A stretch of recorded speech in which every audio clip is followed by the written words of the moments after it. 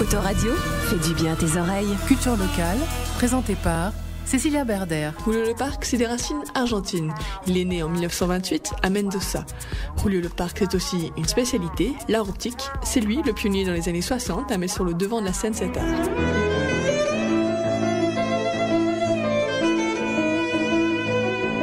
Comment est née votre passion pour ce métier? Les circonstances qui amènent une chose à une autre, etc. Mais pas...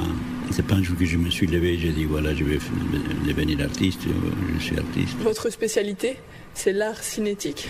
Moi, je suis contre les classifications, alors oui. Je ne dis jamais que je suis artiste ni optique ni cinétique. Mon artiste est expérimentateur, plus davantage qu'une catégorie établie avec facilité par l'historien ou critique d'art.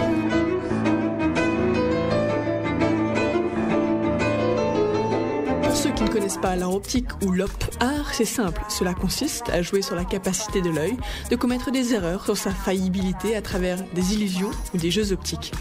Mais attention, ne renfermez pas cet artiste dans cette boîte et cette seule spécificité, cela risquerait de lui déplaire.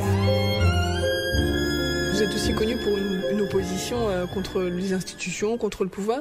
Est-ce qu'elle est toujours aussi forte, cette opposition? C'est pas une opposition, c'est tout le contraire.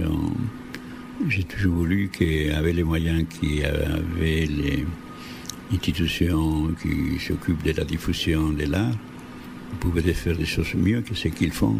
Dans la plupart des cas, ils se plient au phénomène de mode, au phénomène de marché. Ils ne font pas un vrai travail de recherche, ils ne font pas un bon travail de confrontation entre les différentes tendances, entre les artistes. Ils ne créent pas des possibilités d'analyse ou de discussion qui peuvent être bénéfiques pour les jeunes artistes. Et les rapports, ils restent annulés. Les rapports qui peuvent avoir une création artistique avec le grand public, ça n'existe pas. Julio Le Parc, c'est aussi un engagement contre le pouvoir et l'institution, un engagement qui lui vaudra d'être expulsé de France en mai 68 pour sa participation un petit peu trop active à des ateliers populaires. 5 mois plus tard, grâce à la pression de nombreux artistes et intellectuels, il est de retour et c'est dans ces années 70 qu'il s'impose comme une référence.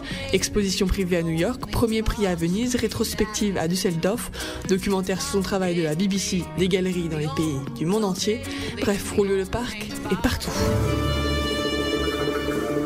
Autoradio. Autoradio? Ben, O-T-O-R-A-D-I-O. Fastoche.